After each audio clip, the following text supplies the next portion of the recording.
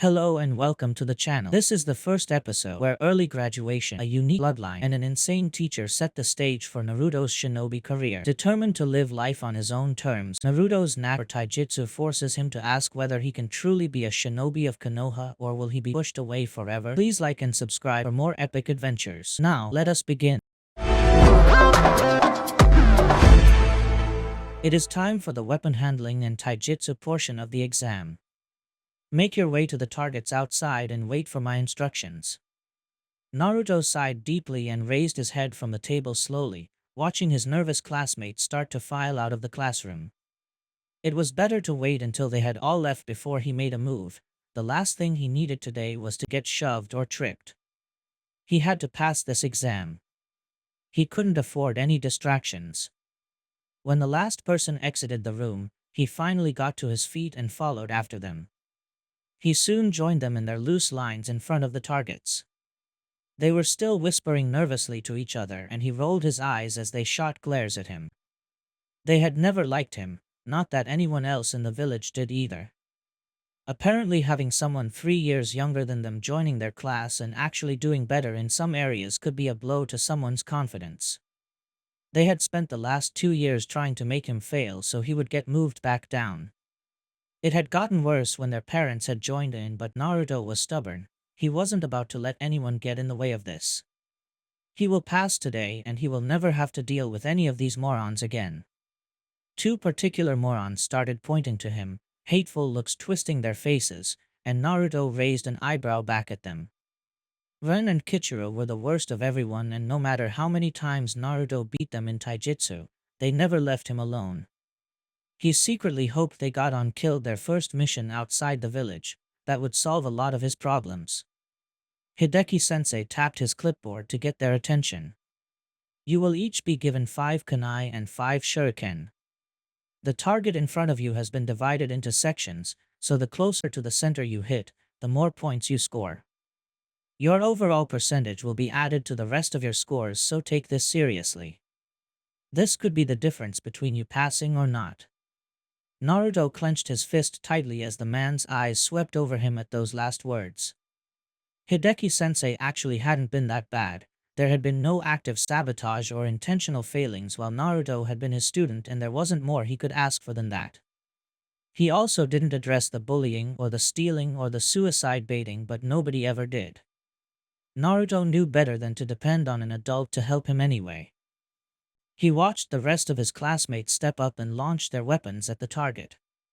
Some did better than others, and he didn't bother to smother his grin as Ren fumbled a shuriken, missing the target entirely.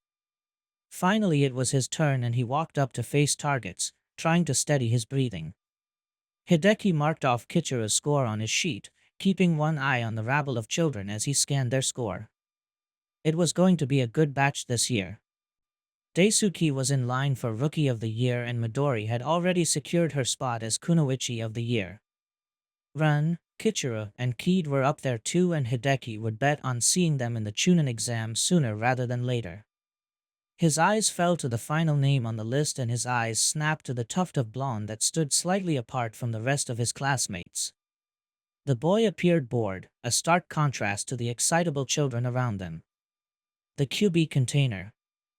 Hideki knew better than to doubt the fuinjutsu of the late Yonde Minuzumaki had shown no signs of it while in his class, but Hideki couldn't help but try to stay away from him. There was only so much he could do as the boy's teacher, and while he knew he could have done worse, he also knew he could. Hishinjan Kawerami were passable even if his Bunshin wasn't, but he always got the feeling that Uzumaki didn't want to apply himself if he didn't have to. It wasn't the lack of ability with the boy. He just did not engage with the academy curriculum like he should. There were always 2 areas, though, that Hideki could count on the boy to outshine all the other students in. Uzumaki Naruto. Hideki eyed him as the final student stepped forward, grabbing his weapons. Hopefully his future Jounin sensei would put him in something that couldn't be seen for miles. Most of it wasn't bad: black shorts, blank sandals, black t-shirt, with each of the sleeves tied down with tattered white bandages. Then there was the bright orange sleeveless hoodie that the boy left zipped open. The boy had actually sewn on orange stripes onto the sides of his shorts to match. The orange clashed horrible with his mess of short blonde hair as it hung slightly over his sharp blue eyes. His gaze passed over the whisker-like scars on his cheek, but he abruptly looked away, setting his eyes on the target. Uzumaki twisted a kunai around his finger for a moment before he threw it, the other four following in quick succession. Hideki would always swear that the blonde's eye color flickered whenever he did that, but he knew it wasn't really possible. The container couldn't have a bloodline limit. He was a trick of the light. The kunai were removed and Uzumaki weighed up the shuriken, his eyes focused. Hideki saw the rock out of the corner of his eye, but he did nothing to stop it, watching as it was flung towards the container's face. He tried to convince himself it was good awareness training for him, but he couldn't help but feel a bit guilty. He knew that was only an excuse. He did make a note of the student who had thrown it. Kichiro was an excellent student, even with his slightly cruel tendencies.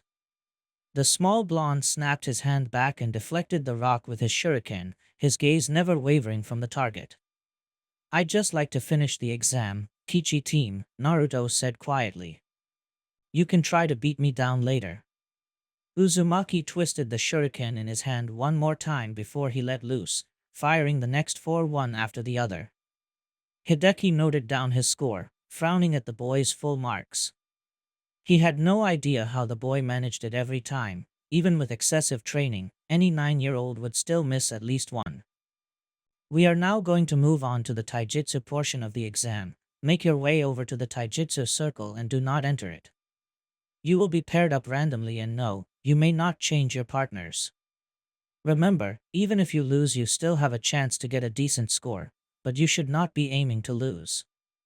Work hard, remember your training and do your best. No weapons and no ninjutsu, that will result in an automatic fail for that portion.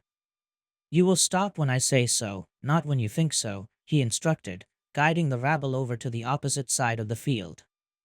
The next 2 hours were spent grading the students on their ability to beat each other up with their bare hands. It wasn't Hideki's favorite way to spend an afternoon, but some of the moves that they came up with were definitely worth a watch. His class fought dirty compared to others he'd had in the past. It wasn't a bad thing. There was no such thing as fighting dirty, only fighting to win. He was glad that they hadn't become stuck in the mentality of clean fights or honor, something that would get them killed once they graduated. He had to wince when Midori hooked her opponent by his nostrils, dragging him out of the ring. Excellent technique, as the nose was a vulnerable spot and could potentially restrict their breathing, but it was vicious. Overall, they had the academy taijutsu style down, with some variations from the clan kids. They all fought in similar ways that would soon branch out once they became genin. He looked down at his board and called the last pair up. Uzumaki Naruto and Ueda Kichiro. The two students stepped forward, already glaring hatefully at each other. They had some disagreements in the past, but Hideki could not show special treatment. They would just have to get over it. Uzumaki had to lift his head to stare down Kichiro, the 4 inches in height more obvious than ever. He was pretty sure Kichiro was a distant relation to the Akimichi, with his straight brown hair, stocky build and plain green and brown clothing. Uzumaki, on the other hand, was already small for his age. There wasn't a lick of muscle on his frame and Hideki was already mentally calling for the stretcher. He raised his arm and snapped it down, yelling "Begin." The boys did not bow and just fell into their taijutsu stances. Kichiro's was an excellent example of the academy style, Uzumaki's was not. It did not look anything like any taijutsu style that Hideki had observed during his time at the academy. The boy bounced lightly on his toes, his frame loose and relaxed. There was a moment of silence as the boys just looked at each other. The other children had gone quiet. Uzumaki's eyes flickered again, but Hideki determinedly did not think of what that could mean. He was not there to figure out his students' lives, he was there to teach them the coursework and make sure they didn't die their first week as a genin. That was all. Uzumaki glanced down at Kichiro's feet for a moment before he smirked, bringing out a small, foam ball from his pocket and starting to throw it from one hand to the other. Hideki narrowed his eyes but allowed it. It technically wasn't a weapon, but he would be watching very closely. This move by Uzumaki threw Kichiro off for a few seconds, but the older student shook it off, moving forward to throw a punch to Uzumaki's face. Hideki couldn't help but notice Kichiro's eyes kept darting down to Uzumaki's hand, his eyes following the movement of the ball.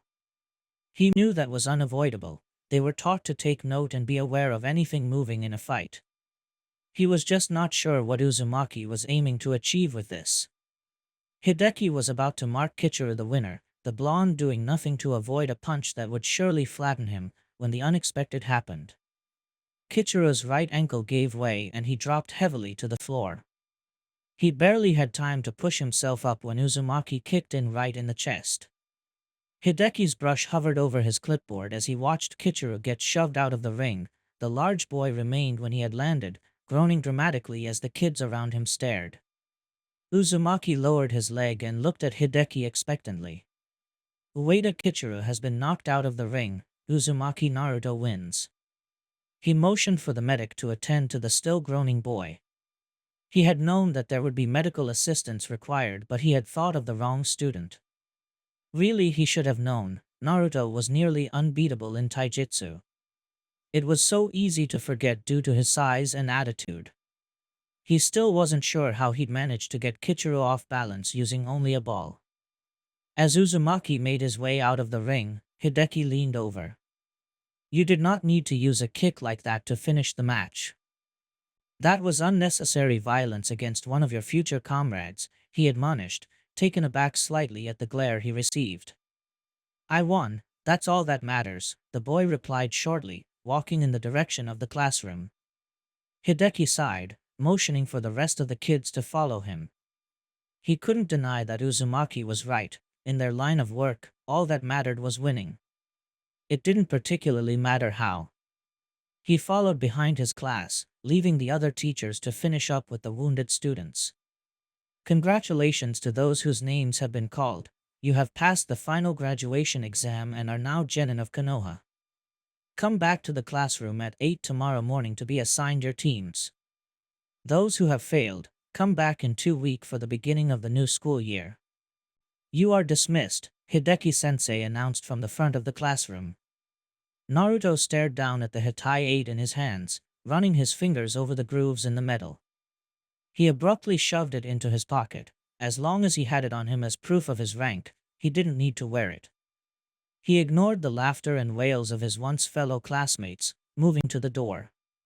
He did not want to hang around the academy any longer than he absolutely had to. "Uzumaki." He turned to the sound of his teacher's voice.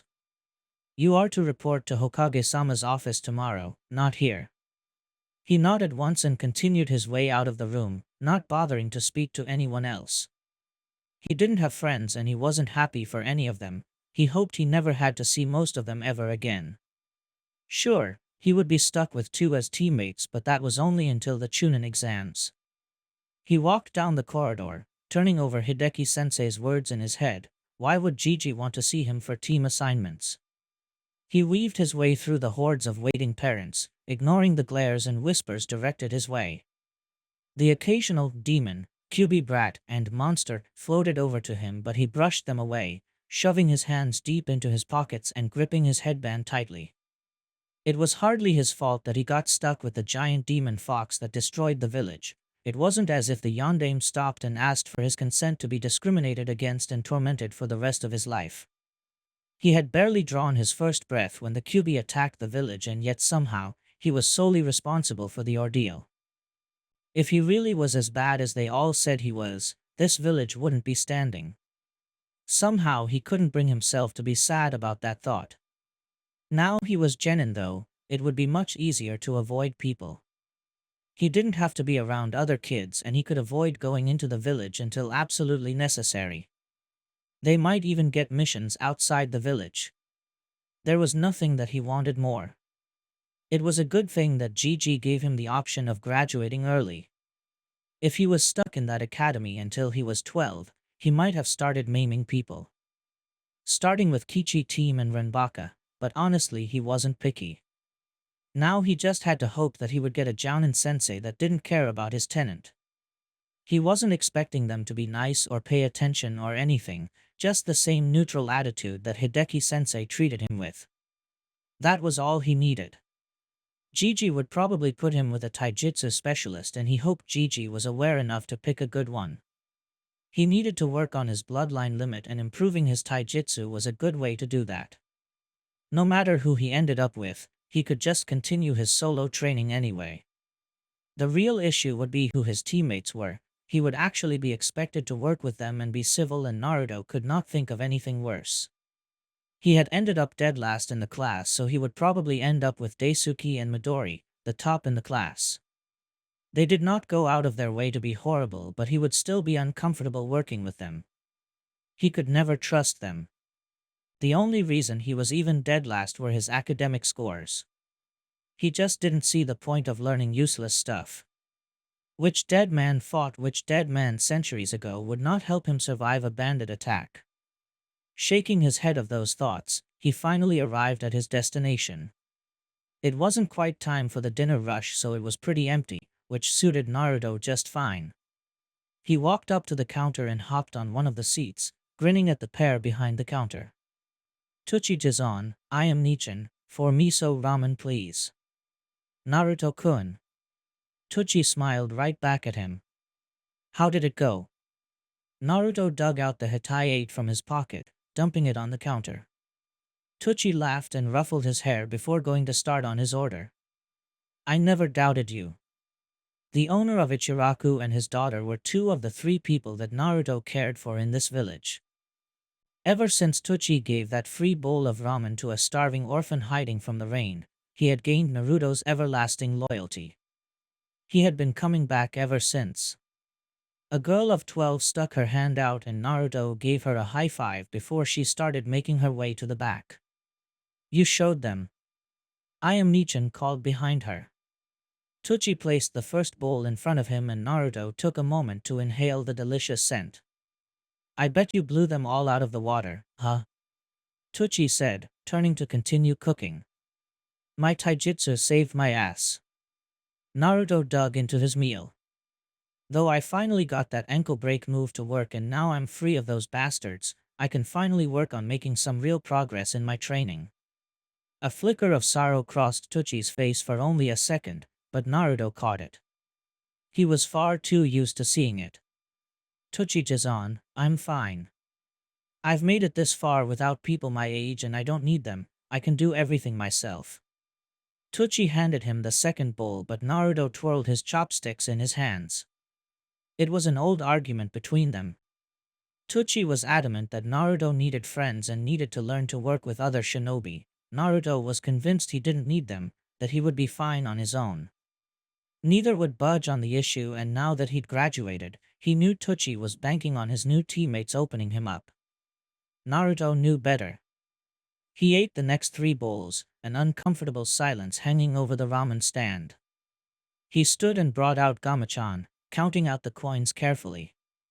He flinched as a hand came towards him but forced himself to relax as he realized it was Tuchi. The man retracted his hand, a troubled look on his face. "No need to pay," he forced a smile. "It's on the house, consider it a gift for you passing the exam and making genin. I know it's something you've been wanting for a long time." Naruto forced a smile of his own, although it wasn't as hard as he thought it would be. He knew Tuchi cared and wanted the best for him. They just disagreed on what that best was. "Thanks, Tuchi-jizan." He shoved Gamachan and his headband back into his pocket and left the ramen stand, hand once again resting in his pockets as he walked the long way home. He weaved his way through the bustling streets of Konoha, pulling on his hoodie as he held an apple in his mouth. Barely avoiding a shouting villager, he ducked beneath 2 haggling women and took a bite, switching the apple to his hand. Naruto didn't like being in the village streets. He would have been more than happy to take every dark, isolated alleyway all the way to the tower. He couldn't wait for the moment he could take to the rooftops. As an academy student, he'd been heavily discouraged from that route. After the 5th ANBU found him, he'd taken the hint. Glaring back at an old woman who seemed particularly annoyed at him, he finally reached the tower. He ignored the Chunin guards as he started taking the steps 2 at a time. Perhaps he shouldn't have fallen asleep at the training grounds, but it was too late to change that now. Gigi should be used to him turning up late.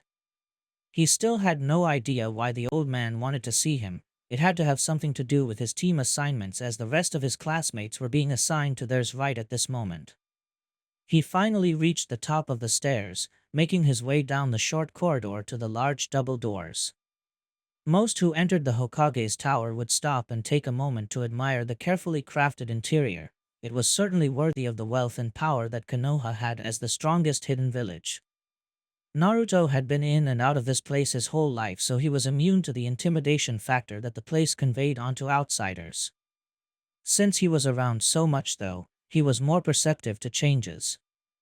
A change such as the Chunin that worked in the tower actively avoiding the door of the Hokage's office. Some were annoyed, some were defeated, and some were scared. Naruto threw those ones a strange look. What could they possibly be scared of here? As he drew closer to the door, he thought he heard something, but as he reached for the handle, it was silent. He poked his head in and tried to find what was putting off the Chunin. The office looked the same as it always did, scrolls adorning the walls, books stacked neatly on the shelves, the pile of paperwork threatening to topple off the Hokage's desk. His eyes were drawn to the Yondame's picture on the wall, but he shook it off. He switched his gaze to the Hokage himself, but his eyes snapped to the man's left. A man stood there in a tight green spandex bodysuit and woolen orange leg warmers, a bright red hetae tied around his waist. He was the most colorful man Naruto had ever set eyes on. The academy teachers used to tell him off for wearing orange, but had they ever seen this man? He winced as he took in the man's shiny bowl cut and massive bushy eyebrows. Did he own a mirror? The tightness of the bodysuit did give Naruto a chance to scope out the insane expanse of muscle that lay beneath. His lack of self-awareness over his appearance apparently did not affect his ability as a shinobi. The man's dark eyes looked right back at him, probably doing the same assessment that Naruto had just done. "Should I wait outside, Gigi?" he announced himself. No, Naruto-kun," Gigi smiled at him. "We were just waiting for you. Congratulations on passing the exams, with the highest taijutsu and weaponry scores no less." Naruto grinned, fully stepping into the room and shoving his hands into his pockets as he stood in front of the desk. "No sweat, Gigi. It would take more than that to keep me down." "Now," said Gigi firmly, "I summoned you here because you will not be put into a three-man genin team like the rest of your classmates. Instead, you will operate as an apprentice, which is slightly different from your average genin." Naruto frowned in confusion as the Hokage continued. "This is Mato Gai, an elite jounin of Konoha and a master of taijutsu. He will be your master and teacher until you pass the Chunin exams." Before Naruto could say anything in reply, Gai bounced forward. "Greetings, my youthful pupil, ILO-volume, Gai-kun. My most sincere apologies, Hokage-sama." Gai beamed, his voice only slightly quieter at the old man's words. "Naruto-kun, I look forward to training you, and I'm sure we will reach the pinnacle of our springtime of youth." Naruto blinked in the face of Gai's sparkling teeth and enthusiastic thumbs up. He redirected his incredulous gaze towards his grandfather figure. "What the actual fuck, Gigi?" "Gai is very energetic, but he is still the most qualified instructor available," the Hokage chuckled. "He will be able to aid you in both improving your weak points and in developing your bloodline limit." "Wait, so I just have to deal with him?" Naruto asked eagerly. "I don't have teammates." "For now, no, you will not be placed on a team. You will complete D ranks on your own, but may work with other genin teams if Gaikuen wills it. You will be placed on teams for any C ranks you undertake in the future." There were an odd number of students graduating this year, and due to the rarity and specificity of your bloodline, it was decided that you need to focus on developing it, and so would be the odd man out, as it were. Naruto nodded along to the Hokage's explanation, but he could not hide his delight at the news. Gigi frowned at him and Naruto tried to school his features in something more neutral. "You will have to work with other Konoha shinobi in the future, Naruto-kun," he stated firmly. Now, go get your picture taken for your identification and registration and then meet Gaikuen at Training Ground 17 in 2 hours. A grin fell easily onto Naruto's face as he raced out of the room, slamming the door closed behind him. Well, his taijutsu and weapon handling are very impressive, Hokage-sama. If he could harness the incredible volume of chakra within him and apply it to his ninjutsu, he would be a most formidable shinobi in the future. His age, too, has not hindered him. Despite being 3 years younger than his peers, his work ethic and focus is up there with shinobi twice his age. I have no doubt that with some guidance that he will be able to fully embrace the springtime of his youth. Go on. I know there is something else, Gaikuen. His mindset may pose a problem. He has not only been unable to connect to anyone his own age, but he seems like he actively ensures it. His happiness at the news that he would not be placed in a team is a red flag for a Konoha shinobi. He also does not engage in anything that does not interest him. He skated through the academy on almost the bare minimum on most subjects, if he turned up at all. The issue is not his ability or his skills but his attitude and dismissal of his fellow shinobi and villagers. Naruto-kun has not had it easy, but I believe you will be able to help him, Gaikuen. Of course, Hokage-sama. I will aid Naruto-kun to the best of my ability in embracing the best days of his youth. Dismissed, Gaikuen. Go and meet up with your new apprentice. Naruto scanned the empty training ground, trying to spot his new teacher. He didn't know if he'd ever manage to miss him. The man was loud in every sense of the word. Gai-sensei? Naruto Kun. He flinched and snapped his head round, coming face to face with the grinning visage of his new sensei. Naruto narrowed his eyes. He hadn't been there earlier. Surely a man with his volume wouldn't be any use for stealth. It is time to test your capabilities, Naruto-kun. Before Naruto could process this statement, Guy leapt forward with a punch aimed directly to his face. Only pure instinct allowed Naruto to duck, and he snapped out his own fist into Guy's stomach. The man easily dodged and they engaged in a spar. Naruto activated his bloodline limit as a kick from Guy shoved him back. He rolled with the momentum to displace the force and sprung to his feet. He scanned the Jounin and grinned. He could see every muscle, every breath, where Guy's center of gravity, where he placed his weight.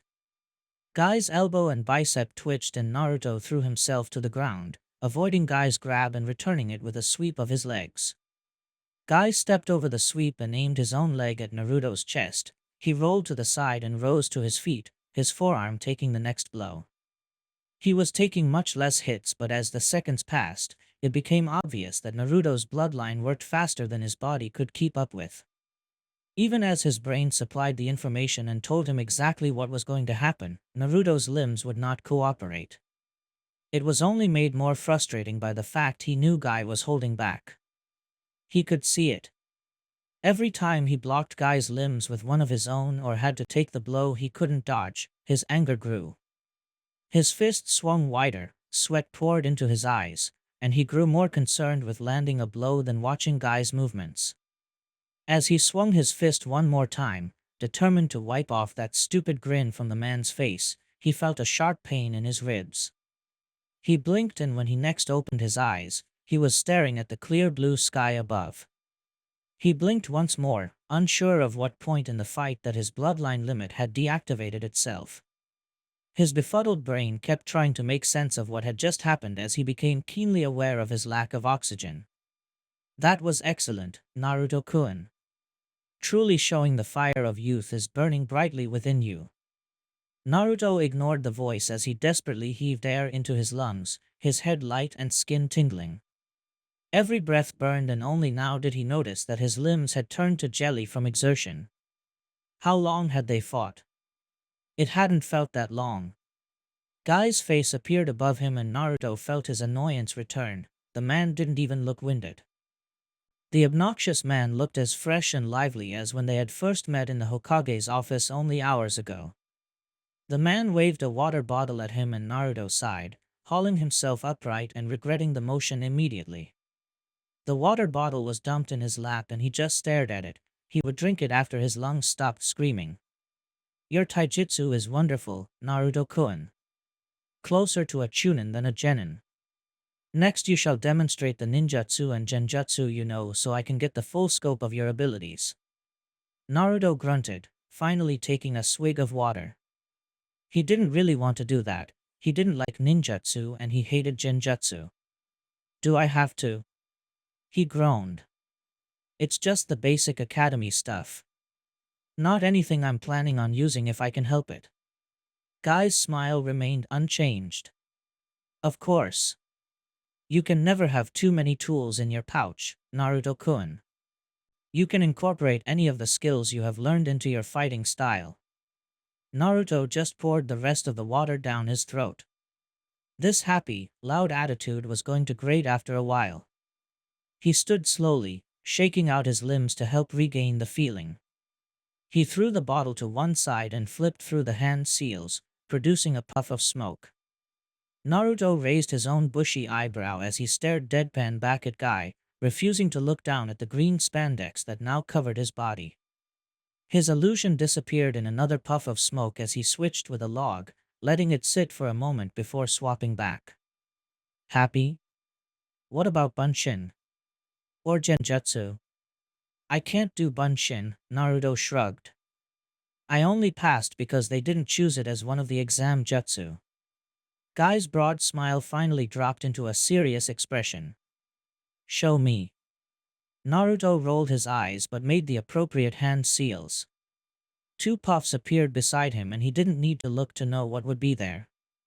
His clones always turned out looking like they'd just been poisoned. At least they weren't missing any body parts this time. He allowed them to vanish as Guy raised a hand to his chin. And Genjutsu? I'm really good at breaking out of them, Naruto offered. Haven't met one I couldn't break out of yet. Can't cast one though, never been able to. Guy was silent for a moment, a thoughtful look on his face. Naruto began to stretch out his muscles. He had to take advantage of the calm where he could with this jounin. I will investigate that for you, Guy suddenly spoke up, his grin back in place. For now, we must address your weaknesses. Naruto flopped back onto the ground. You are excellent at taijutsu, but I know you can improve. The main issue is your body cannot keep up with your bloodline limit. I saw you trying to react, but your body did not cooperate. Naruto nodded alone. He already knew that. Your mind works at a much greater speed that your body can keep up with, Guy continued. You cannot utilize the advantage that your bloodline limit grants you. Fortunately, this can easily be remedied by training. This is what Naruto wanted. He wanted some guidance on how to get stronger. His bloodline limit had so much potential, but he knew he couldn't make it work on his own. There was only so far he could go by watching other shinobi from afar and trying to recreate it on his own. He needed a real teacher, one that would take him seriously and could give him some structure. He needed to get stronger or he might never escape this village. Guy was certainly unconventional, but he might be the teacher Naruto needed. Guy watched his genin from beneath the shade, taking a rare moment to sit still and take things in. Naruto struggled with the box, his legs shaking as he dumped it heavily into the cart. The boy took a moment to breathe before he walked back to pick up another. They had gone to the mission assignment desk after their short training session to pick up Naruto's first D rank. There had been another genin team picking up their own D rank and Guy had offered to let Naruto tag onto their team rather than tackle a mission on his own. The kid had vehemently denied it, snatching up the first scroll offered and stomping out of the room like he was afraid Guy wouldn't give him a choice on the matter. The mission had been one of the more heavy-going D ranks available. A merchant was sending his stock to another village in the Land of Fire and required his cart to be packed. Guy knew this task really required a full genin team, but he admired Naruto's burning determination to get it done himself. The springtime of youth had a chance to blossom beautifully within his young pupil, but the boy was so closed off. A part of him had hoped that Naruto would work with that team. He hoped that Naruto would realize that it's better to have a team to back you up, especially on missions. He should have known his apprentice would share the same desire to push himself to his limits that Guy had. It would be a slow process, fanning, and building Naruto's will of fire, but he knew the boy had it in him. He had noticed that Naruto did not wear his Hitachi. When he had asked the kid where it was, he had pulled it out of his pocket. He had tried to explain to the boy that he needed to wear it, proudly display it as a shinobi of Konoha, but Naruto had only asked if it was compulsory. Technically, it wasn't a rule that a shinobi should display it visibly, it was just something that was expected. Naruto had immediately shoved it back in his pocket, stating that he would have it on him as proof of his rank and that he didn't see the need to put it on his clothing. It was a bit concerning that Naruto had so little pride in his village, going so far as to dismiss what should be a proud display of allegiance completely, but Guy hoped he could show him that the village would have his back. It was going to be an uphill battle. Naruto heaved the last box onto the cart and turned to stare down Guy triumphantly. Another thing he had noticed with his new pupil, he was always ready to fight. Every time he had looked at Guy today, it was with a grumpy, challenging look that conveyed all the disdain he had for the world. The only time he had seen him smile and let his guard down was with Hokage-sama, and even then it was brief. Guy knew Hokage-sama was hoping that Guy could get him to relax a bit, to start letting people in. From what Guy had observed, that would be a more difficult challenge than the Sandaime expected. Guy grinned back brightly at his pupil, ignoring the obvious sigh and eye roll that emerged whenever he did so. It was only day one, he had time to break through Naruto's shell. He walked up to him, throwing him an earnest thumbs up before he met up with the client. He shook the man's hand vigorously, wishing him a wonderful day and thanking him for the opportunity. The client didn't return his enthusiasm, but that had never deterred Guy. He would always lead by example. He gestured for Naruto to follow him back towards the mission assignment desk to report in and collect their mission pay. The blonde trudged behind him, grumbling beneath his breath as they reached the village proper. Guy grinned brightly at anyone who looked their way, but their attention was taken by his pupil next to him. Naruto glared back at the villagers and Guy's smile faltered as he watched the exchange. Naruto-kun, how is your chakra control? We did not have time to go over the exercises earlier. Naruto looked up at him, the glare fading into consideration. The distraction was working. Shit. Guy blinked. Your honesty is a shining example to all those who wish to pursue the epitome of their youth. Sure, Guy-sensei. The kid's answer did help to fit another piece of the puzzle to the picture Guy was building. This might be the root of his issues with Bunshin and Genjutsu. He would have to investigate it first before he suggested anything to his pupil, but he had a good feeling about it. Naruto was the first student that Guy had ever taken under his wing. He had been inspired by Kakashi to take a student. He couldn't let his rival pass on his wisdom alone. It hadn't been what he expected, Naruto hadn't been what he expected, but Guy was looking forward to what the future had in store. He already had so many youthful ideas about how Naruto-kun could improve, and his taijutsu was only the beginning.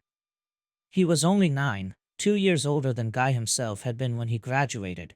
He wasn't set in his ways. There was still time for Guy to show him that it was for his benefit that he positively engaged with the rest of the village. A team could be as close as family if he was just willing to let other people in. Guy would just have to do his utmost to help Naruto bring out the very best of his youth. Kakashi flipped a page in his book, walking idly down the village streets. The genin team Hokage-sama had shoved onto him had been disappointing, no teamwork or independent thought to be found. He had sent them straight back to the academy, and now he was free of that obligation for another year. Speaking of obligations, he could already hear the familiar footsteps bouncing in his direction. He briefly considered disappearing, unsure if he was up for Guy's antics today, but ultimately just stayed where he was. He hadn't actually seen Guy in a few weeks, a rarity when the older jounin was not on a mission away from the village. My eternal rival. Kakashi flipped another page in his book, his eyes scanning the words he'd already read numerous times. Sorry, did you say something? You're so hip, Kakashi. Tears streamed down Guy's face as he held up a fist in mock frustration. Kakashi finally looked up to see Guy pointing at him. I challenge you, Kakashi. We must see which of us can do the most one-handed push-ups. Kakashi turned that over in his head for a moment. Could he be bothered with that right now? He was physically capable, but did he really want to? Guy, can we not just see who can do the most blinks in a minute? His friend considered it before he grinned widely, his teeth sparkling. Of course, my eternal rival. What a unique challenge. Kakashi shoved his book into a pocket and turned his full attention to Guy. He stared into dark eyes as they waited. Go. Kakashi closed his eyes, opened them, and then rapidly repeated the process. As much as he liked to act like he didn't care about these challenges, he really did. It was just funny to watch Guy's reaction when he pretended otherwise. He would give each one his all when he did end up roped into them. He wasn't just going to let the older man win. Time. I achieved 157. Kakashi scowled beneath his mask. Maybe he should have agreed to the one-handed push-ups after all. 152, he reluctantly admitted. That is 27 to 28 then, Kakashi. Guy laughed. One more challenge and we will have tied. Kakashi whipped his book back out and put it pointedly in front of his face, resuming his walk. Guy fell and stepped next to him and began to talk at his usual volume. I am glad I was able to catch you, Kakashi. My new apprentice has taken up much of my time, but I did not want my fellow jounin to think I had vanished. Trust me, Guy, Kakashi turned a page. No one would ever think you vanished. We can hear you coming a mile away. Guy let out a booming laugh, heavily patting Kakashi on the back. Kakashi caught himself as the force shoved him forward and he shot Guy an annoyed look that the other jounin did not register. A thought occurred to him. Wait, an apprentice? He lowered his book. Is that why we haven't seen you in the past couple of weeks? It is nice to know you missed me. Guy beamed. I could not let you tackle mentorship alone. So I put myself forward as a jounin sensei this year. I did not get a full team, but the pupil I have is excellent and in the springtime of his youth. How is your team? Oh, I failed them on the first day. Kakashi waved a hand dismissively. Kakashi, was that really necessary? Guy's smile dimmed for the first time since they'd met up. I'm sure they weren't that bad. They really were that bad, he shrugged. The academy isn't like it used to be. Is yours actually good, or are you just being positive about him like you are with everything? Guy's grin returned in full force. Naruto-kun is indeed brilliant. His work ethic rivals my own and his taijutsu is going to be the best in the village one day. He has my full and complete faith. The name registered in Kakashi stopped in the middle of the street. Naruto? Uzumaki Naruto, Guy confirmed. He graduated this year and was assigned to me. Kakashi frowned. I didn't know he was graduating this year. Not that he knew anything about Minato-sensei's son. To his shame, he had avoided the boy. He just didn't want to be reminded of his loss. He knew he was letting Minato-sensei down, but the more time that passed, the easier it was to ignore the dark pit of guilt that grew each year. He had appeased it slightly when the body was a baby by watching over him in ANBU, but he hadn't seen the kid since. A lot could happen in the 5 years. He glared weakly at Guy's look of pity. You know, Kakashi, his friend said at a normal volume. It's never too late to build a relationship with him. I know you were his ANBU guard when he was a toddler. You do care about him. Just leave it, Guy.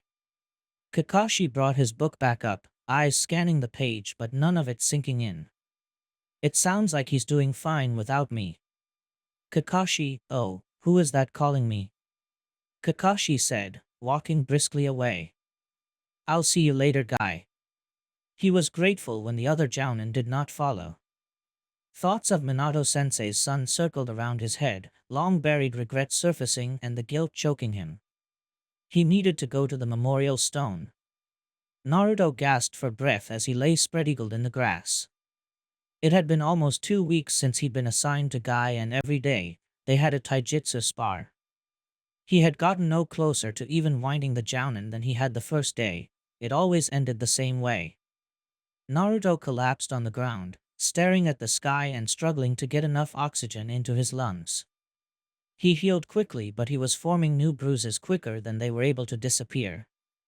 One good thing about Guy, the man didn't know how to hold back. He was more than happy to throw Naruto around like a rag doll, and he was delighted. He wouldn't get any stronger if the Jounin took it easy on him. He was already a bit faster than he'd been when he sat the graduation exam. If he kept going like this, he might actually make Chunin in a couple years. On the other hand, while all the muscle training in taijutsu was great, Guy hadn't mentioned Naruto's bloodline limit once. He thought that when he finally got a Jounin sensei, he would be able to make some real progress with it.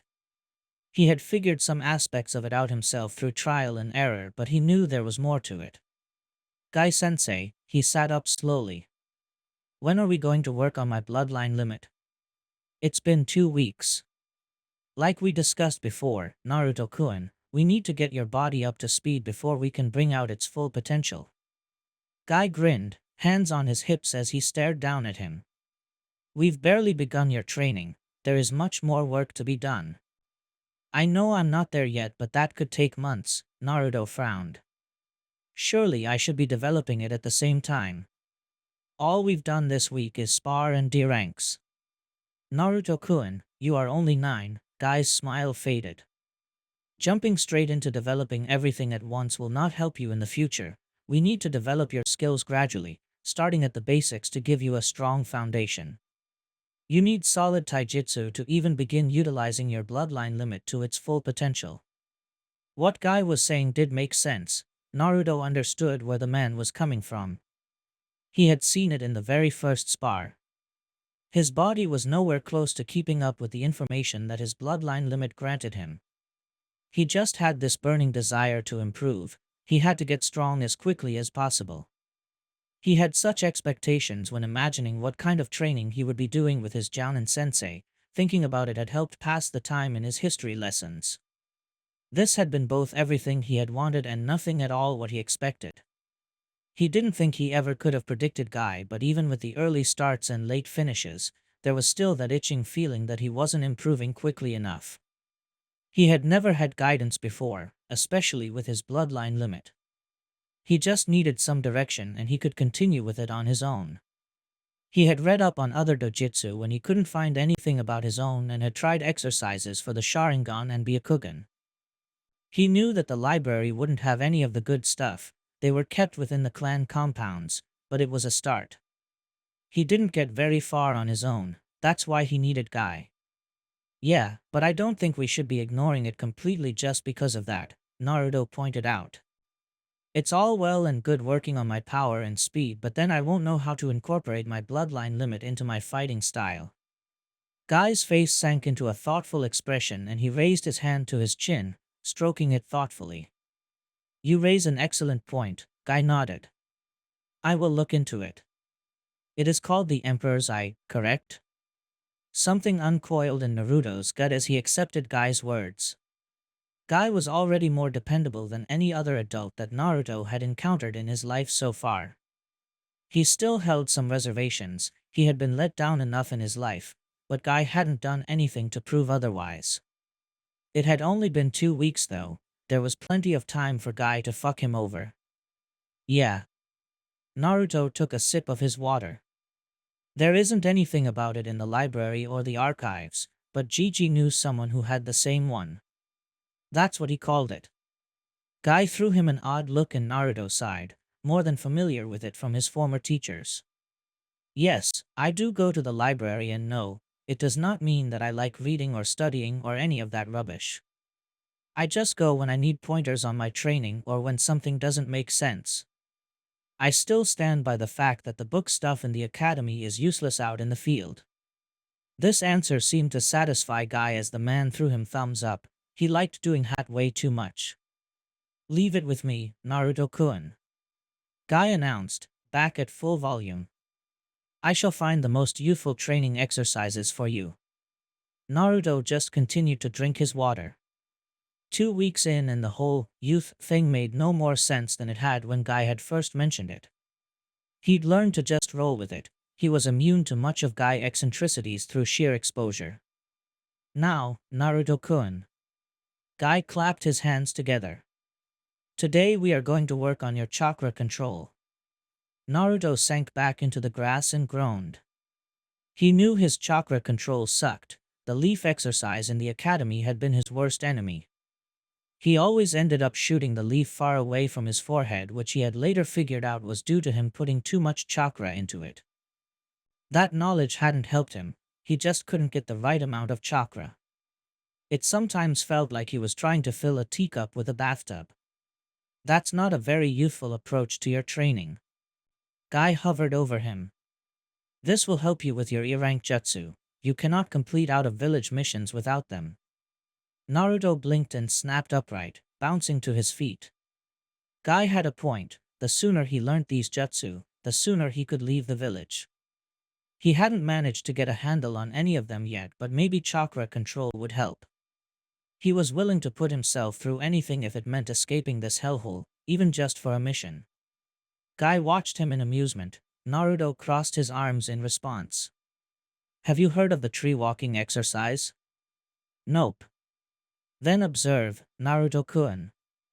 Guy led him to the edge of the training ground and stopped in front of one of the trees. Naruto raised an eyebrow as Guy continued walking to the base, as if he was going to walk directly into the trunk. His eyes widened as Guy started to walk up the tree. How was he doing that? He was just walking up the tree as if gravity wasn't a thing. Guy walked along one of the thick branches and turned to face Naruto, upside down with his hands on his hips as he grinned down at him. You have to teach me how to do that, said Naruto breathlessly. Right now. This is the key to the rooftops. He wouldn't have to walk in the streets and suffer the ire of the villagers. He could just use the window of his ratty apartment as his new door. He would be able to go weeks without seeing a civilian. The ANBU wouldn't be able to stop him either. He could just shove his Hitai-8 in their face. That is what we are here to do. Guy bellowed down from his branch. He watched his teacher walk back down the trunk, a grin forming on his own face. Maybe chakra control wasn't that bad. Guy landed lightly in front of him. So in order to do this, you must channel chakra to the bottom of your feet and keep it up at a consistent level with each step. Too little and you will slide off. Too much and you will destroy the bark beneath your feet. Do you understand? Naruto nodded eagerly. He bounced past Guy and faced the tree, channeling his chakra through his legs. He placed his right foot onto the tree and the wood immediately exploded, throwing him away from the trunk. He stumbled back, swearing loudly as Guy watched him intently from the side. He regained his footing and eyed the trunk, his smile dropping, so he would need even less. He pushed chakra to his feet, trying to make it the smallest amount he physically could. He placed his foot back on the tree and felt his foot sliding. He tried to gently increase the level of chakra, grinning as his foot stuck. He lifted his other foot, his weight supported off the ground for a brief second. He tried to channel chakra to his suspended foot while maintaining the level of the foot stuck to the tree, but he lost control. The wood beneath his foot shattered and he was thrown to the ground, landing on his ass. It will take time to master this, Guy spoke up. It will be especially hard for you, but I have faith in your abilities. Why is it hard for me? Naruto scowled.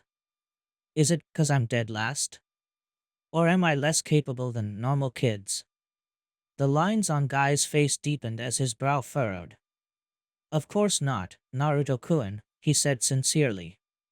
You have more chakra than the average genin. It's why you struggled with Bunshin and the other E-rank jutsu. You just put too much chakra into the technique. This will make you more aware of your chakra supply and how much you are using. Naruto was taken aback. He hadn't been expecting that answer. He was so used to people putting him down for the QB or his grades or his financial situation. The thought that Guy wasn't trying to be negative hadn't even crossed his mind. His answer also made a lot of sense. He hadn't realized that he was using so much chakra. it didn't feel like too much to him. Oh. Guy's face softened. It's okay, Naruto-kun. We can just keep trying until you get it. I will be right here with you. Naruto resisted the urge to smile back at the Jounin. He turned back to the tree, conflicting thoughts crowding his head. He wanted to believe Guy, but deep down, he knew the only person he could really count on was himself. Guy followed Naruto through the streets, the evening sun casting a warmth over the village and bathing each surface with a soft orange glow. Guy really did love Konoha, and he had never doubted anything he did in service. He would live and die for this village. The more he trained Naruto and got to know his student, the more questions he had. There were so many red flags popping up around the boy, and Guy did not like it. That comment he made about being less. He had automatically jumped to the defensive, had expected to be put down and disregarded. What kind of schooling did he receive to think like that?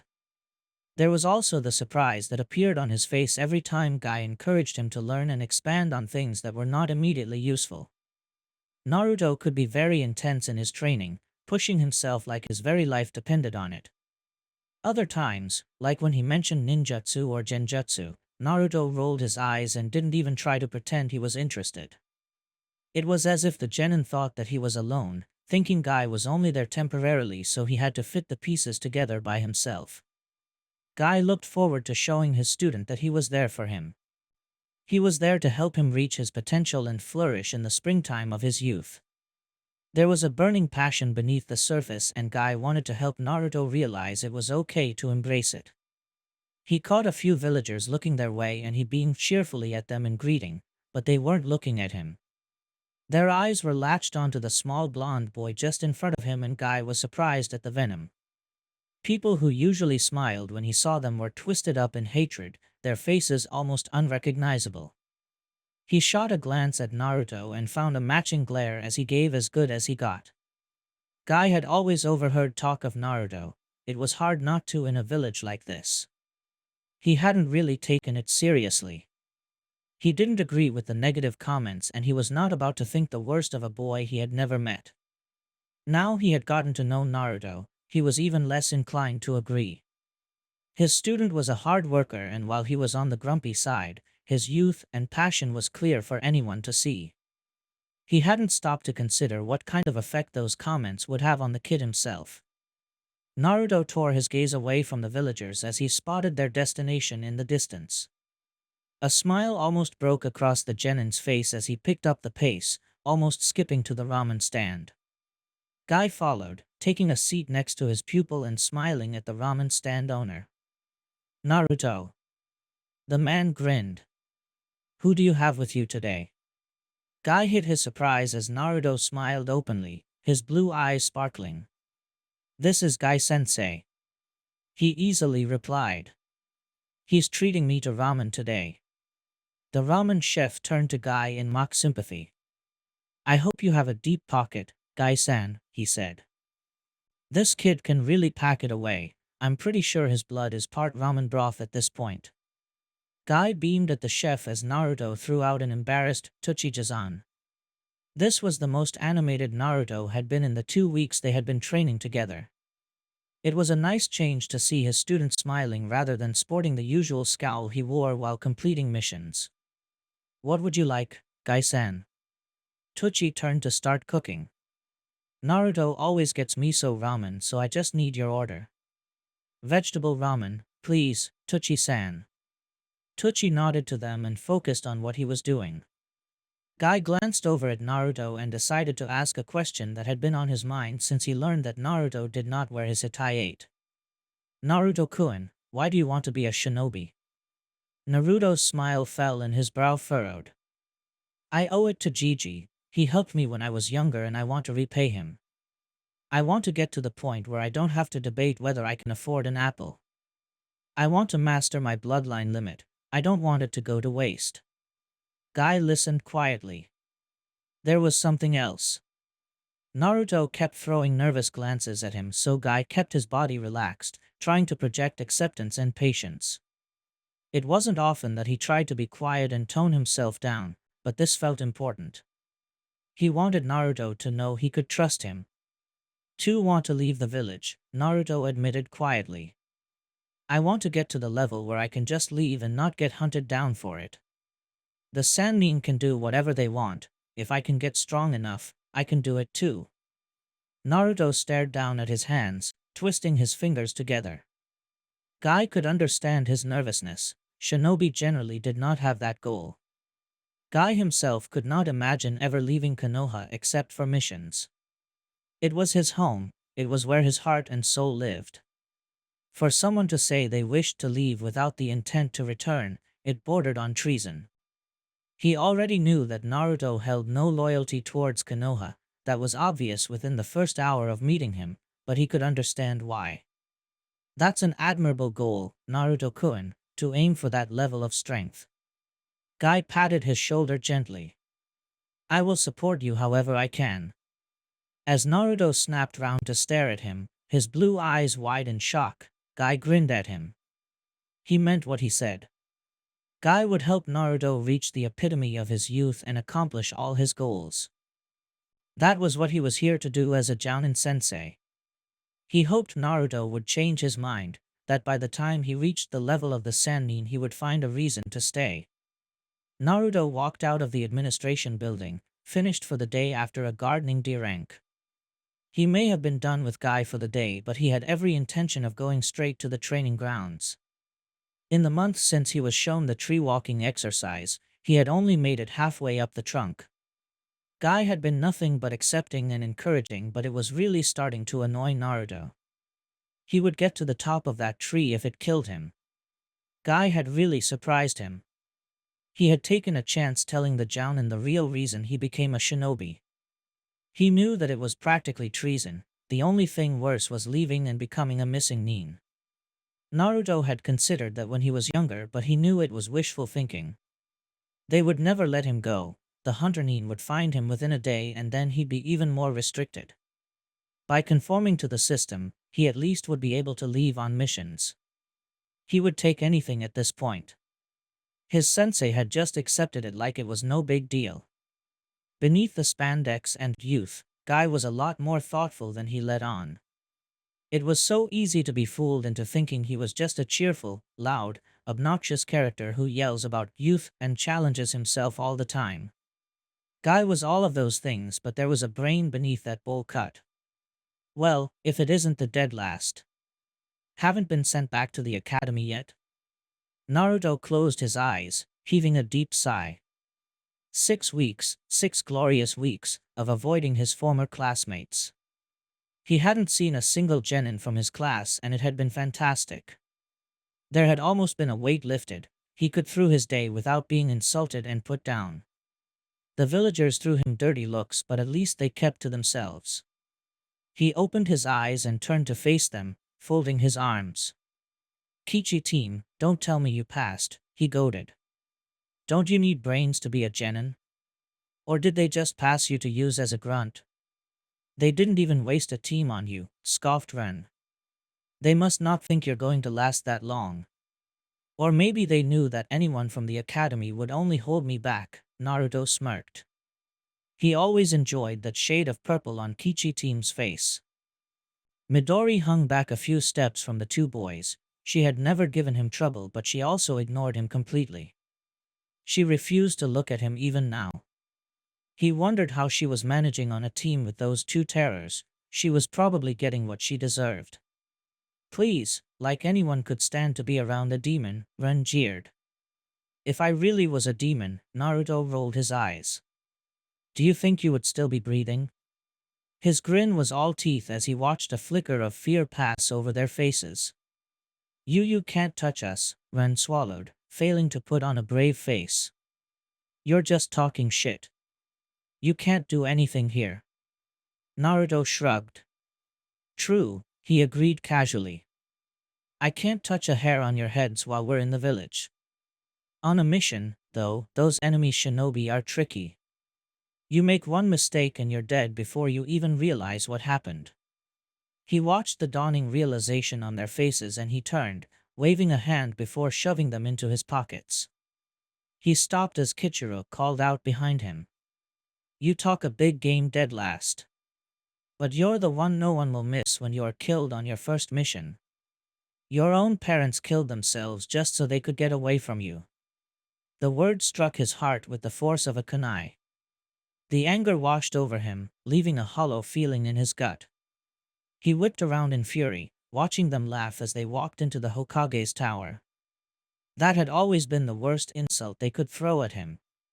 They had done it once before in the academy and Naruto had almost maimed one of them. After narrowly escaping expulsion, they had made the same comment. They knew he couldn't attack them again. He couldn't risk getting thrown out of the academy, so he responded with pranks. While frowned upon, there was no serious punishment for those. After the third shaved head, the class had learned not to bring up his parents. It seemed that they thought they were safe since they weren't in the academy anymore. Naruto turned back around, his steps fueled with hatred and fury as he began to think up ideas for revenge. They thought they were safe now, he would just have to remind them exactly who they were dealing with. Guy scanned the mostly empty Jounin standby station. He finally spotted the man he'd been looking for, sitting by one of the windows and slumping into the red sofa. Kakashi had been avoiding him since he found out Naruto was Guy's apprentice and Guy had given him his space. He knew how hard Kakashi took the loss of his team and he had all but vanished into ANBU when Yandem-sama died. It had taken almost a decade to get him back and he knew that was only because the Sandaime hadn't given him a choice. However, he'd given his friend enough time to wallow. His rival needed to pick himself back up and face things head-on. Guy had just the thing to help him do that. My eternal rival. He made it a point to ignore the way Kakashi shrunk into himself at the sound of his voice.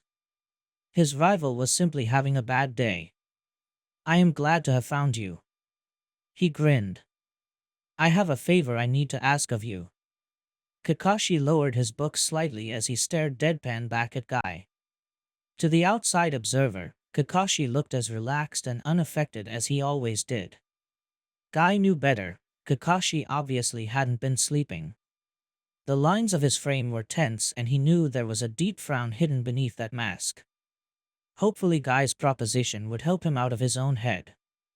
Guy, said Kakashi with a flat voice. I'm kinda busy right now. Can I take a rain check? Kakashi, you need to engage with life. Reach the springtime of your youth. You cannot hide in your book forever. Watch me, Kakashi mumbled under his breath. I need your help with my young pupil. Guy continued. He wishes to work on his dojutsu and with your experience with the Sharingan, I know you would be the perfect mentor to help him to achieve the prime of his youth. Kakashi dropped the book into his lap, leaning forward to actively stare at Guy.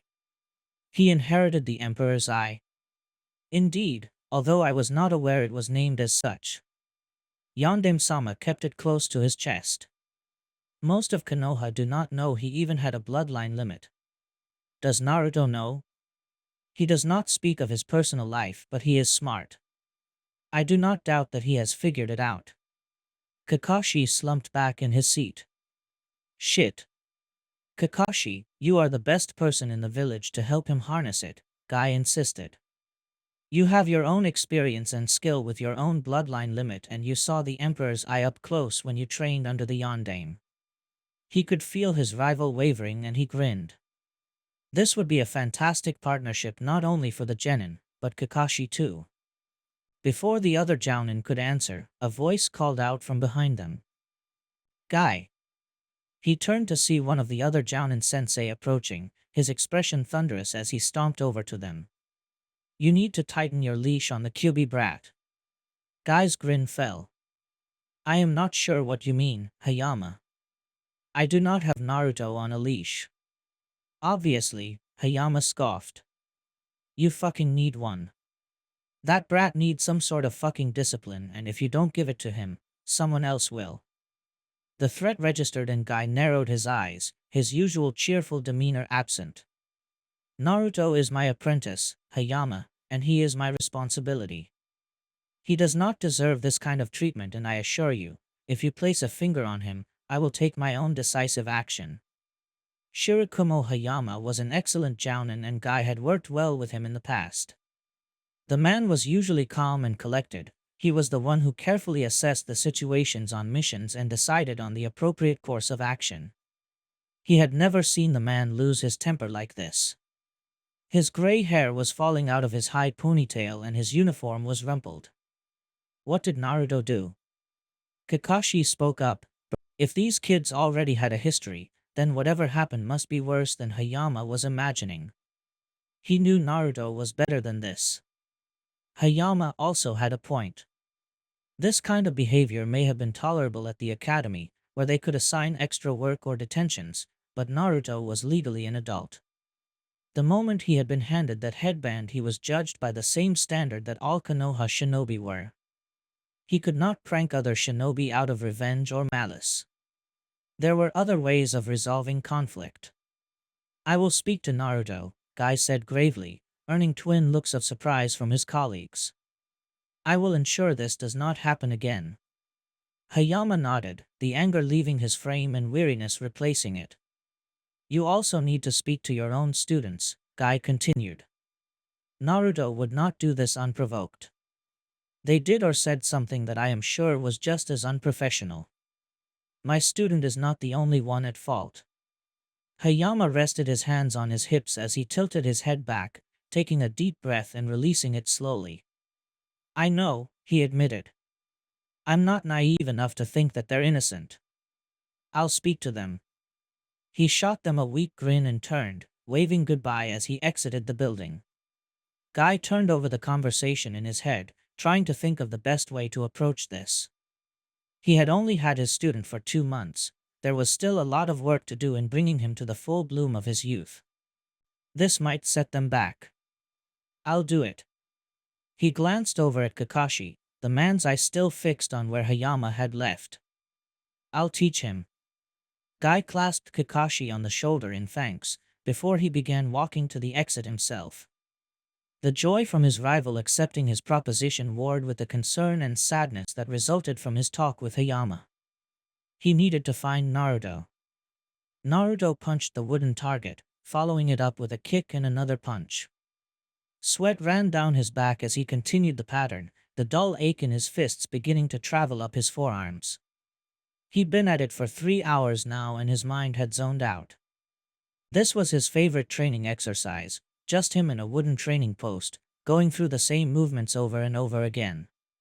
He loved the freedom of it, as all other thoughts emptied from his mind. He could forget the village and the anger and frustration that came with it. The warmth of his muscles and the stretch and strain from the katas kept his mind from wandering completely, so he felt like he was floating. He threw a particularly hard punch, smiling as the pain thrummed up his arm. Naruto-kun. He swung a wide kick into the side of the post, hoping they would go away. Naruto. He threw one final punch, feeling the sharp pain through his fingers as he stepped back from the post. He turned to look at Guy, his chest heaving and the sweat dripping into his eyes. What, Guy-sensei? Guy was uncharacteristically grim, his bright smile missing and his exuberant energy subdued. His thick brows were furrowed into a frown and his arms were crossed. We must discuss your recent actions towards Team 5. Naruto racked his brains. Who were Team 5? He hadn't been present at the team assignments and he hadn't bothered to find out after. The team under Shirakumo Hayama, Guy elaborated. Naruto hoped his blank expression would clue his sensei in. He had no idea who these people were. Guy was unimpressed. Midori, Kichiro, and Run. It clicked. So they're Team 5? He said. I had no idea. It wasn't as if I was there when the teams were assigned. Guy sighed deeply and Naruto eyed him strangely. It was weird dealing with a guy that wasn't smiling and bouncing around and yelling about youth at the top of his lungs. He had found the whole charade annoying until now. Maybe the enthusiasm was better than the stone-faced jounin he was faced with now. Naruto-kun, you cannot prank your fellow shinobi. I understand it was something you engaged in during your time at the academy, but you are a genin now. It is not youthful to treat your fellow shinobi this way. Who said I pranked them? Naruto asked, feigning surprise. Guy just looked at him and Naruto gave up the innocent act, grumbling about snitches beneath his breath. He should have known one of those cowards would go crawling to one of the adults. I was just letting off some steam, Guy-sensei. I didn't do any harm. Midori will not leave her home and the boys are similarly traumatized. Then maybe they shouldn't be shinobi, Naruto shot back, frustrated. Guy uncrossed his arms. What did you do, Naruto-kun? I just surprised them. Naruto retorted defensively. They were in one of the forests for some team training exercise and their jounin wasn't around, so I ambushed them hinged as IWA Nin. Guy looked at him for a long moment, one of his bushy brows raised. Naruto huffed, expanding on his explanation. I hinged myself and a few clones and dropped on them from above. I let off a few explosion tags and stuff, but I didn't actually hurt them. It's nothing that they wouldn't face on a real mission. Guy remained silent and Naruto kept talking, trying to fill the empty air that his sensei would normally fill. It was unsettling. Naruto knew he would not normally spill so much information, but Guy's silent treatment was more effective than he would have thought. For some reason, the thought of Guy being disappointed in him sat heavily in his gut. He would take the angry yelling of the rest of his teachers any day. Okay, so maybe I threatened to torture and kill them and one of my clones was hinged as their sensei and was disemboweled and stuff. You said you did not know who Hayama was. I didn't know his name, Naruto huffed. I just knew what he looked like. I saw him running them through katas last week. And the clones? Guy said. I spent the last 2 weeks learning Mizu Bunshin no Jutsu. Specifically for this prank? Naruto was the silent one now. He didn't think admitting that he snuck into the Chunin section of the library and stole a scroll to learn a clone technique only for the purpose of a prank would go down well. He also decided not to mention the red food dye he had added to the water that made up his clones. It had worked surprisingly well as blood. Guy let out a heavy sigh, the stone facade finally breaking into exasperation. Naruto-kun, while it is impressive that you taught yourself a clone jutsu, you cannot do this again. If you have grievances to bring against your fellow shinobi, you must follow the proper procedures. Raise it with me and I will handle it, escalating it if need be. Okay, Naruto raised his hands in surrender. I'll do that next time. It's not as if I knew I could do that. Guy's frown returned. As far as I am aware, they have this system in place at the academy. Yeah, but not for me, Naruto shrugged, looking away. No one would do anything if people picked on me or wrecked my stuff, so I had to create a deterrent. After the 5th kid ended up with nails in their chair, they started to leave me alone. I'm the QB brat, the rules have never applied to me. Guy nodded, his expression softening. I promise on the springtime of youth, Naruto-kun, that I will not be like your former instructors. I will be here for you and I will support you. I only ask for your trust. Naruto narrowed his eyes at the jounin. Guy had been better than any of his other teachers combined and it had only been 2 months. He was also the most genuine person Naruto had ever met. Once you got past the spandex and youth, Guy was reliable and kind. Okay, he nodded slowly. I'll trust you. Something loosened in Naruto's gut as Guy's smile returned, his teeth shining and his demeanor brightening. The man began to talk loudly about his water clones and Naruto relaxed as things went back to normal. Maybe adding one more person to his small circle of precious people wouldn't be so bad. Kakashi loitered at the edge of the training ground, watching Minato-sensei's son scream expletives at a scuffed and damaged tree. He may have inherited Minato-sensei's bloodline limit, but that temper was all Kushina. He was trying to do the tree-walking exercise and he appeared close to reaching the top. My eternal rival. Guy bounced up behind him, throwing an arm around Kakashi's shoulders. I am so happy you could come. You asked me to be here, Kakashi replied quietly, still watching the genin. He has far too much chakra for his age, Guy answered his unspoken question, his volume lowered. He has been attempting this exercise for 2 months. Kakashi looked at him in surprise. 2 months? Really? He had no chakra control at all when he was first apprenticed to me. Guy removed his arm from Kakashi's shoulders. He has no interest in ninjutsu or genjutsu. That said, he learned the water clone technique in less than 2 weeks. Kakashi was going to ask about that, but Guy shoved him forward without warning. Naruto-kun. The blonde turned to them, blue eyes narrowed and face like thunder. It is time to train your bloodline limit. Like the flick of a switch, the anger vanished and he grinned brightly. Kakashi's heart hurt at the sight. He was too much like his parents. Finally, he ran over to meet them. Is this a new teacher or something? Kakashi is one of the finest jounin in the village. Guy laughed. He is my eternal rival. He also has a dojutsu, so he is well equipped to aid you in developing yours. Naruto looked at him with no recognition in his gaze. Kakashi hid his wince and waved a hand half-heartedly. Yo. Naruto looked at him for a long moment before he turned back to Guy. Are you sure? Guy laughed. Of course, Naruto-kun. There is no one I trust more with your dojutsu training. Naruto shrugged. If you say so, Guy-sensei.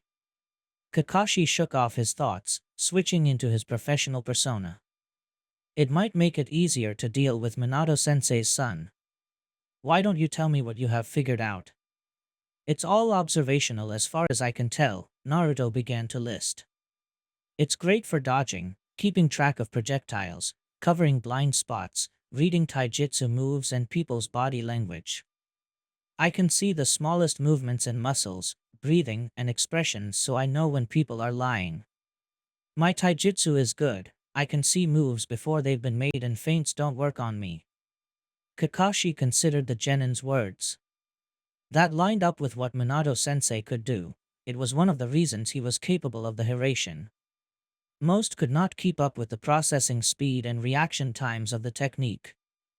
Minato-sensei's bloodline limit eliminated the difficulties and drawbacks of the technique.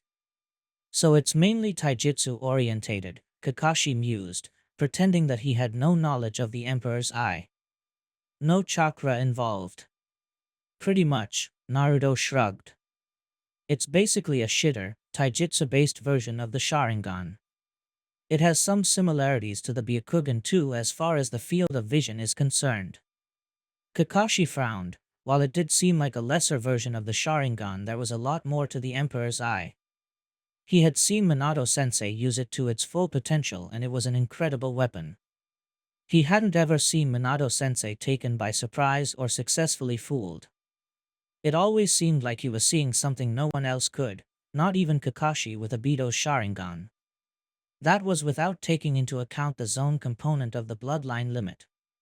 It seems like there is more to it, Kakashi started. It also sounds like the stronger the user, the more you will be able to bring out the full strengths of the bloodline limit. Have you tried copying taijutsu moves yet? What, like the Sharingan? Essentially yes, but you need to stop comparing your dojutsu to the Sharingan. While similar, they are not the same. The Sharingan is capable of a lot, yes, but there are things that only the Emperor's Eye can do. How do you know what it's called? Naruto asked suspiciously. I didn't tell you and Guy wouldn't have told you. I asked him not to tell anyone. Guy let it slip when he asked for my help, Kakashi lied quickly, before he cursed at the sight of Naruto's eye flashing silver. Sure, Naruto deadpanned. So what are we doing now? Kakashi let out a breath as Naruto appeared to let the lie go. He definitely caught it. He should probably expect an interrogation sometime in the future. For now, copy Guy's katas as closely as you can. We'll start there. Thanks for watching. Like, subscribe, and share. Want early audio-only versions? Join me on Patreon, link in description. I'm Fox Sage. See you next time.